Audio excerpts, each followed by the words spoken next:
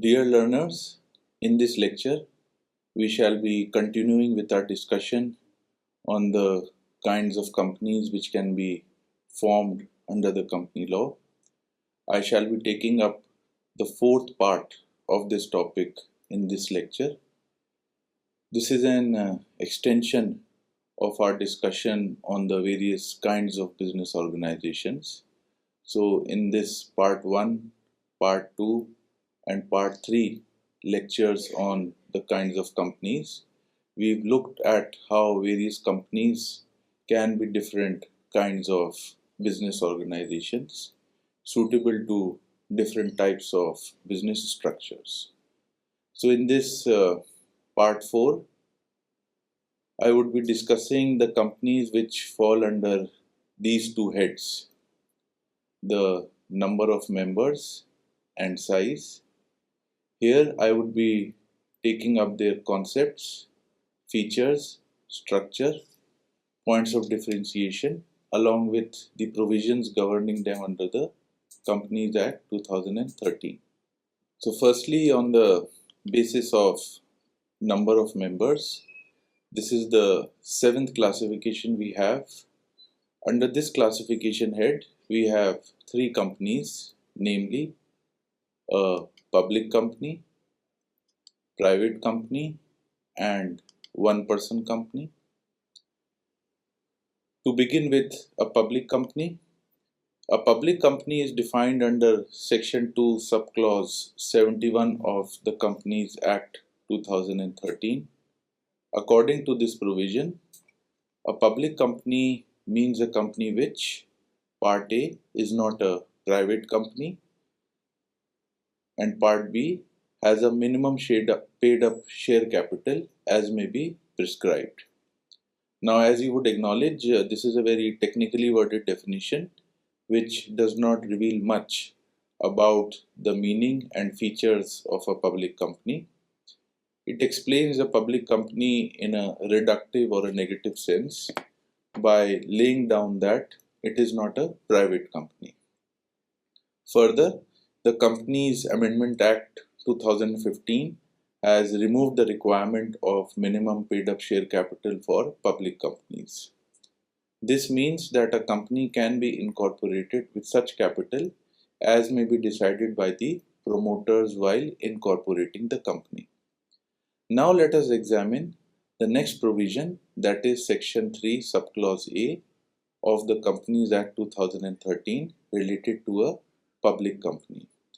According to this provision, a company may be formed for any lawful purpose by 7 or more members, where the company to be formed is to be a public company.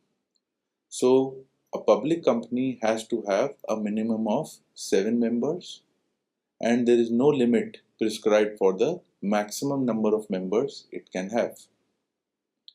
A public company can be a company that is limited by shares or limited by guarantee or an unlimited company. Now, what is a company limited by shares, company limited by guarantee, or an unlimited company? Refer to our previous discussion on the classification of companies on the basis of liability. A very well-known example of a public company is ITC Limited. Generally, most of the companies that are listed on the stock exchange are public companies. Now, moving on to a private company. A private company is defined under Section 2, Subclause 68 of the Companies Act 2013.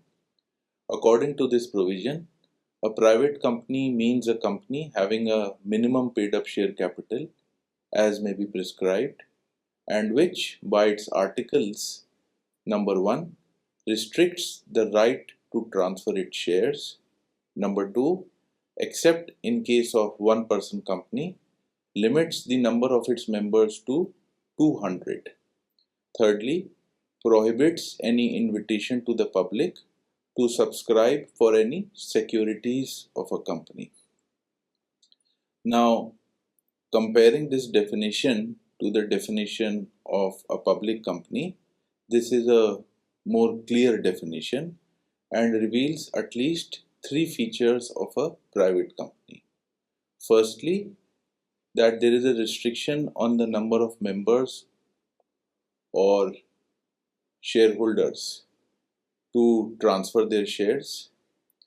Secondly, this limit is up to 200. So the maximum number of shareholders a private company can have is 200. And thirdly, a private company cannot invite members of the public to purchase the shares of the company. Further, the Companies Amendment Act of 2015 has removed the requirement of minimum paid up capital for private companies. This means that a company can be incorporated with such capital as may be decided by the promoters while incorporating the company. Now let us examine the next provision, that is Section 3 Subclause B of the Companies Act related to a private company. According to this provision, a company may be formed for any lawful purpose by two or more persons where the company to be formed is to be a private company. So, a private company has to have a minimum of 2 members and there is a maximum limit of 200 members.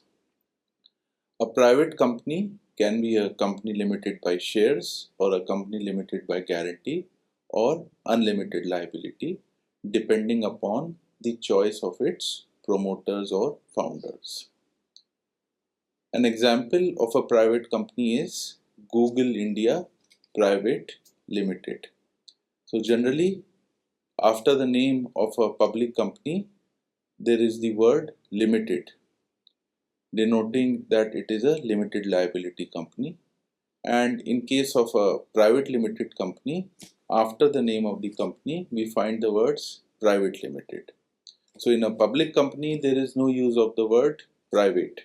And in a private limited company, there is use of the word private limited after its name. Now, a private limited company, because it cannot invite members of the public to purchase its shares, so it is not listed on the stock exchange. Then the third kind of a company we have under this classification is a one-person company. Now let us look at it in more detail. A one-person company is defined under Section 2, Subclause 62 of the Companies Act 2013.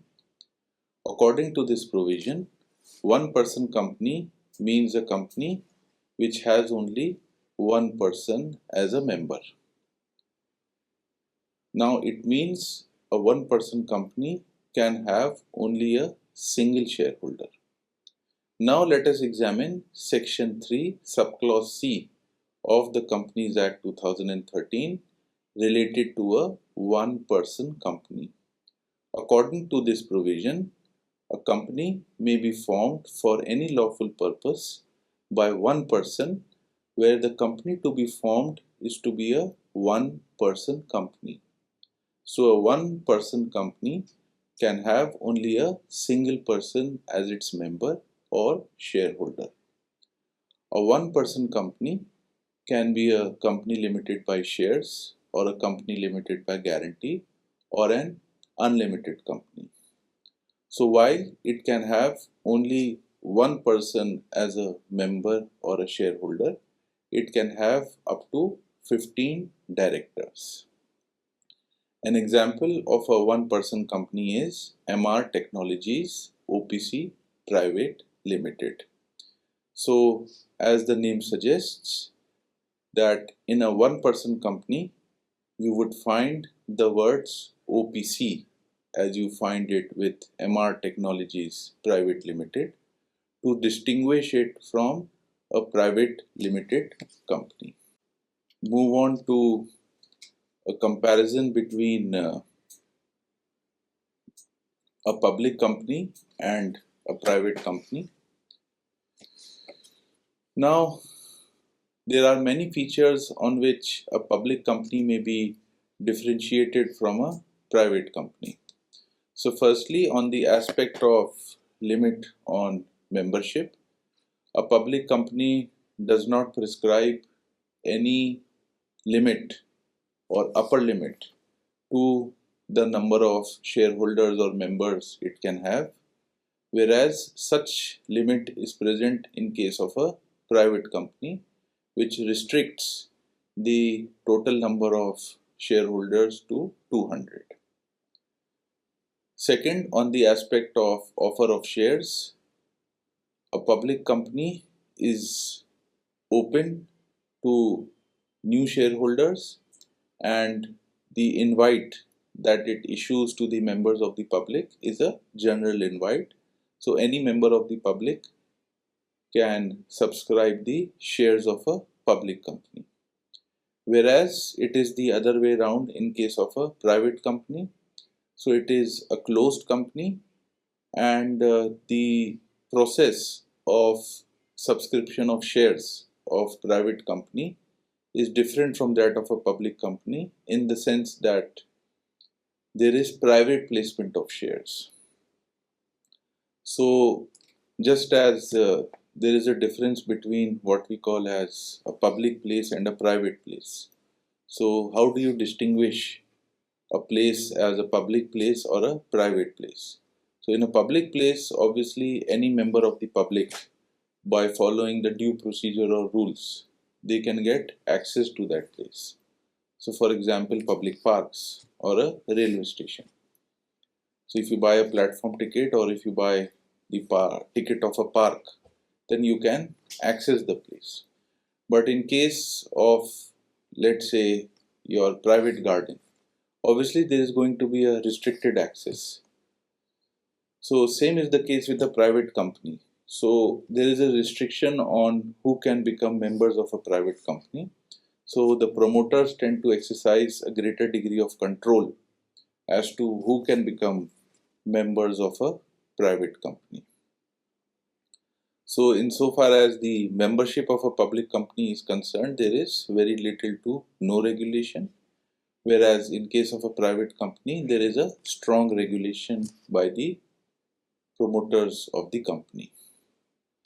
The ownership of a public company is generally very dispersed and distributed to a large group of people, whereas in case of a private company, it is concentrated in a few hands. Insofar as the funding of a public company is concerned, it is funded by the members of the public.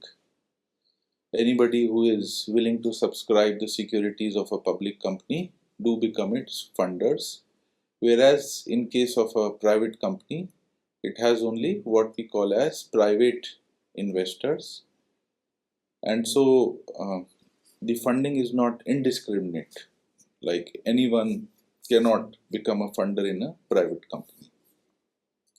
Then on listing on the stock exchange, public company is accorded the benefit or an advantage or an option to get it listed on the stock exchange, like the Bombay Stock Exchange or the National Stock Exchange. So they have access to a large number of investors by putting their securities on the stock market. Whereas a private company, there is a legal prohibition that they cannot be listed. So on the issue of transfer of shares, generally the shares of a public company are freely transferable and carry no to very little restrictions on transfer of shares. Whereas in case of a private company, there is generally a share transfer restriction. So shareholders of a private company cannot just transfer their shares to anybody or everybody. They have to generally follow more stringent provisions which are put in by the promoters of the company under the Articles of Association relating to share transfer. Now the rationale of having share transfer restrictions in a private company is understandable. Now why is it so? Now, supposing that any one of you live in a private flat, you live with a group of two more friends. So there are three of you, three friends who live in a flat. Now, all three of you, you know each other. You are friends with each other. You are conversant with your friends' habits, their timings, their etiquettes, so many things. So there is a degree of familiarity. Now, let us say that one of the friends wants to exit the apartment, and he makes a proposal that I want to exit the apartment, but he does not want the other two friends to bear the financial burden of his exit. So he says that uh, I am going to get a new friend for both of you, and you can share your apartment with that person. Now, if there is a possibility that the two remaining friends in the apartment are not conversant or not familiar with the third person who is proposed to be brought into the apartment. So you don't know about his habits, his schedule, his hygiene, so on and so forth. So don't you think that you should have some right, or you should have some leverage over deciding who that new person is going to come in? So the natural answer to this problem is yes, that you need a degree of regulation as to who is going to stay with you in an apartment. So in the same way, uh, in case of a private company, there are restrictions on the exit of a shareholder and coming in of a shareholder. So a big public company has to go through more stringent regulations under the law as compared to a private company which has got fewer regulations. Now, the investor base of a public company is very wide, naturally, because it has access to a large number of investors from the public. Whereas, in case of a private company, the investor base is generally small or a fewer number of people. Now, the aspect of name suffix I have already explained. In case of a public company, after the name of the company, you will find the word limited, and in case of a private company, you will find the word private limited. Now, with this, we end the comparison or points of differentiation between a public company and a private company. Now, let us analyze in more detail some of the features of a one person company, which is abbreviated as an OPC. Now, an OPC is called a hybrid company as it is a combination of two different kinds of business organizations which are entirely different. That is sole proprietorship and a company. So, we have already undertaken a detailed discussion on both these two kinds of business organizations. So an OPC enables the sole trader or a sole proprietor to enter the corporate world by incorporating their proprietorship in the form of a company under the Companies Act. This enables the sole proprietor to avail of the various benefits of a corporate entity, such as the principle of limited liability and separate legal personality. The next aspect of an OPC is that it encourages entrepreneurship and innovation. Now, the introduction of an OPC in the legal system is a move that encourages corporatization of micro businesses and entrepreneurial ventures. It provides startup entrepreneurs with a new form of business organization over which they have full control. Now, generally, for large public companies or private companies, the degree of control that the promoters have may be less as compared to a sole proprietorship in which there is full control of the proprietor.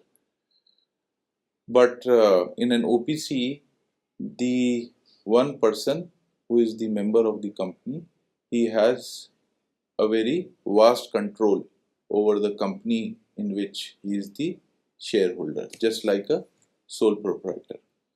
So incorporation of a OPC by an entrepreneur represents a personal commitment to the business, which is a sole idea of the person and close to his heart. By providing an outlet for the entrepreneurial impulses among the entrepreneurs, an OPC can drive creation of businesses which are innovative and disruptive. So if an entrepreneur has a business idea and that business idea is very new, novel, or even maybe disruptive, and nobody else in the world agrees with his business idea and are not willing to collaborate with him either as a partner or a co-shareholder, then that one person with whom nobody is wanting to collaborate, he can still have a business with the benefit of a corporation by registering his business as an OPC as a single shareholder. Now the third aspect of an OPC is, or rather an advantage, is flexible management. So while an OPC has a singular ownership, but there can be diversified management. An OPC can have from 1 to 15 directors. So if the promoter of an OPC desires to manage the company entirely by oneself, he can be the sole member as well as the director. So this aspect of delegated management that we explained in the core characteristics of a company, which is generally there with some other kinds of companies like private and public company, this greatly gets diminished in case of a one person company where there could be a conjugation or integration of ownership and management. However, if the promoter of an OPC desires professional, diverse and skilled management, he can appoint up to 15 directors who will constitute a board and will be responsible for carrying out the management of the company and taking its business decisions. Now, an OPC also gets certain regulatory relaxations. So an OPC enjoys the benefits of many regulatory and compliance relaxations as compared to some other companies. For example, the annual returns of an OPC, they can be signed by the director of a company if it does not have any company secretary. So apart from the directors, there are certain key managerial personnel of a company like company secretary, CFO, COO, so on and so forth. So many of the responsibilities of the key managerial personnel, they could be taken by the limited number of persons that are associated with an OPC, like its directors. Similarly, the financial statements of an OPC can be signed by the director of a company if it does not have a company secretary. The provisions of the Companies Act relating to holding of general meetings of a company, they do not apply to an OPC as it has only a single member as its shareholder.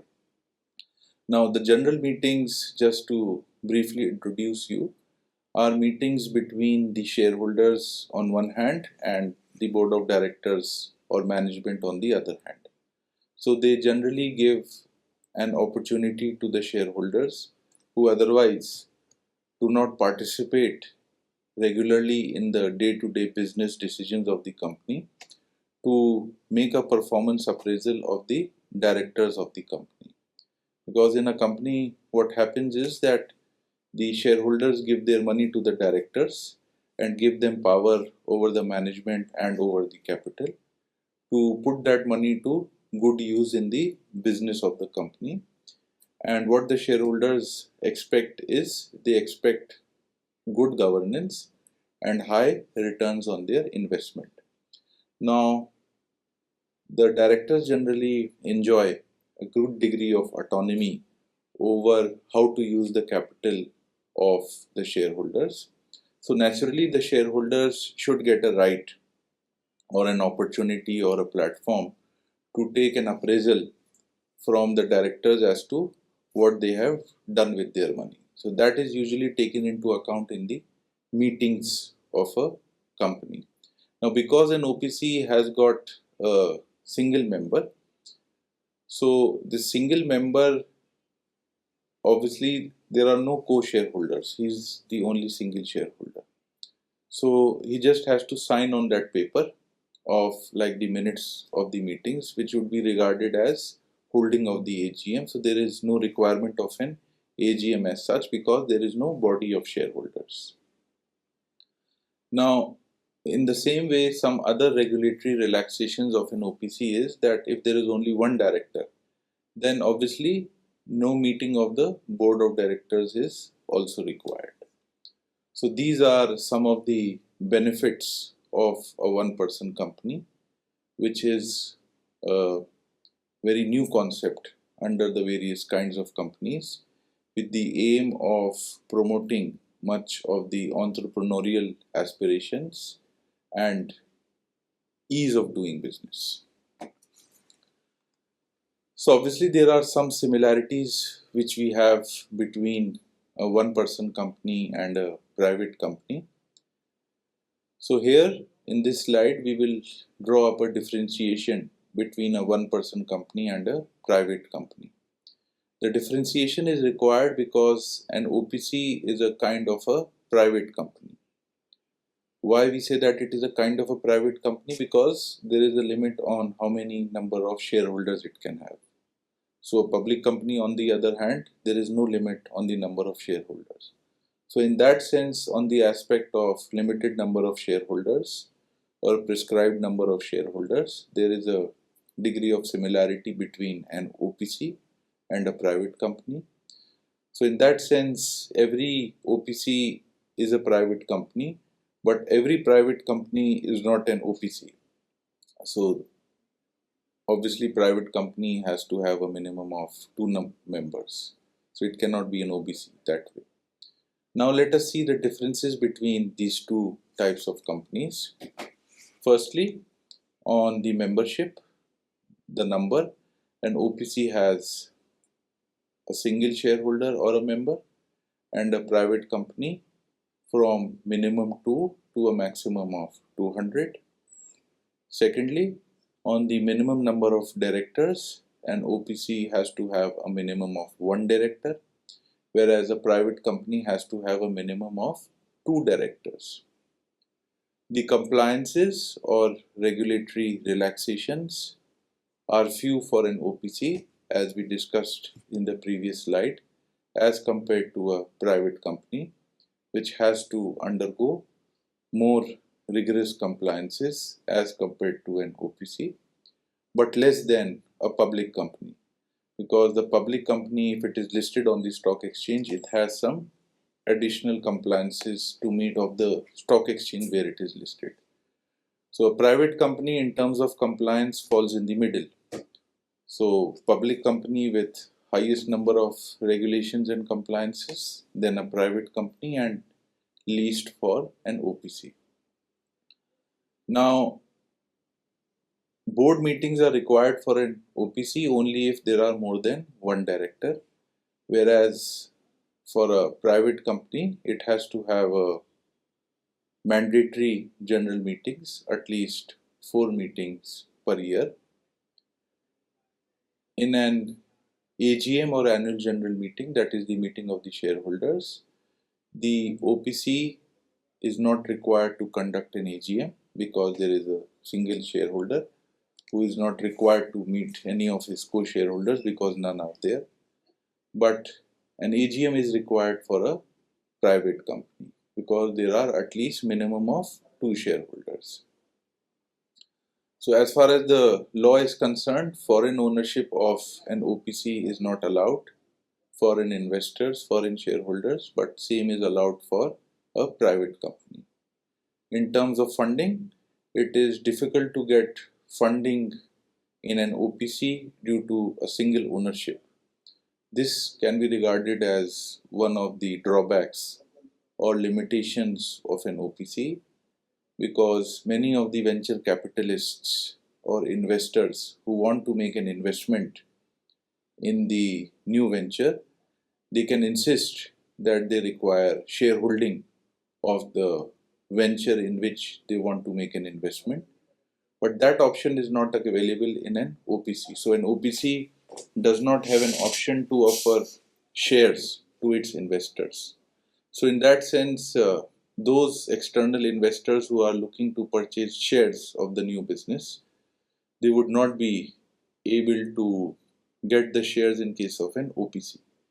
But in case of a private company, funding becomes easy because it can issue shares to its new shareholders or members.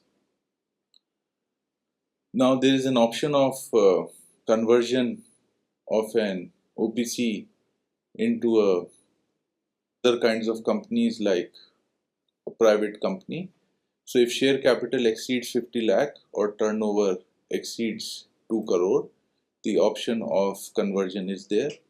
But for a private company, it is not required to convert due to increase in capital or turnover. So if the capital of a OPC exceeds beyond a certain limit, conversion is required from an OPC to a private company, but that is not required in case of a private company, again, which is an kind of an advantage over an OPC. Here we conclude the comparison or a contrast between an OPC and a private company. Now let us move on the classification of a company based on size. This is the 8th classification that we are taking up. In this category, we have two companies, namely a small company and other company. Other company essentially meaning a company other than a small company. Now, taking up a small company first. A small company is defined under Section 2, Subclause 85 of the Companies Act 2013. According to this provision, a small company means a company, firstly, which is not a public company, and secondly, the paid up share capital is equal to or below rupees 4 crore. Thirdly, the turnover is equal to or below rupees 40 crore. So the Companies Act 2013 introduced the concept of small companies to provide advantages for small businesses operating as private limited companies. So small companies have less annual revenue compared to regular sized companies. In a developing economy like ours, small companies play a significant role in generating profits and boosting employment, especially in MSME sector. Thus, they are the backbones of the economy. The primary purpose of a small company is to promote economic development and job creation, while also providing a simplified regulatory environment for businesses with limited resources and turnover as compared to larger corporations. The small company classification under the Companies Act 2013 aims to reduce the compliance burden on smaller businesses, allowing them to focus on core operations and growth. Most startups in India can be classified as small companies as they will not have a paid up share capital of more than rupees 4 crore. and an annual sales turnover of more than rupees 40 crores. So just like an OPC, a small company is also entrepreneurship friendly. Now, one important thing that you have to keep in mind is that a small company is not a public company. So in terms of its structure, it does not define as to what a small company is, except by saying that it should not be a public company. So it can be an OPC or it can be a private limited company. If it is got a single shareholder, then the small company will be an OPC. And if it has got more than one shareholder, then it can be a private limited company. But the essential thing that distinguishes a small company with a private limited company can be the quantum of its share capital or turnover. Then we have the expression of other company. Now this expression is not defined under the Companies Act 2013. Rather, it is used in the context of and in contrast with a small company. Now it means any company whose share capital or turnover is more than what is prescribed for a small company. So in terms of the quantum of share capital and its turnover, a company may be small company and other than a small company. Now there are some exceptions under the law related to small company. So the definition of a small company is not applicable to the following categories. A small company cannot be a holding company or a subsidiary company or a company registered under Section 8 of the Companies Act, that is a company for charitable objects, or a company or body corporate that is governed by any special act which is a statutory company. Thus, even though the above mentioned companies satisfy the capital and turnover requirements of a small company, they would nevertheless fall beyond the purview of small company, and consequently the advantages which are applicable to a small company cannot be extended to them. Now we come to the end of this lecture. Just to summarize it for the benefit of the learners, we have discussed two kinds of classification. Firstly, on the basis of number of members, where we have three kinds of companies, that is public, private and one person company. So this classification focuses on the company structure in terms of the number of its shareholders. So if somebody is looking to get funding from members of the public, generally that is a public company. If a few select group of people want to start a company and want to have a restriction on who can become its members, they will start a private company. And if there is only one person who wants to start the company entirely on his own, he'll be a one person company. Then on the basis of size, we have small and other than small companies depending upon its share capital and total turnover. With this, we come to an end of this lecture. We will continue with the kinds of companies as business organization in the subsequent upcoming lectures. Thank you.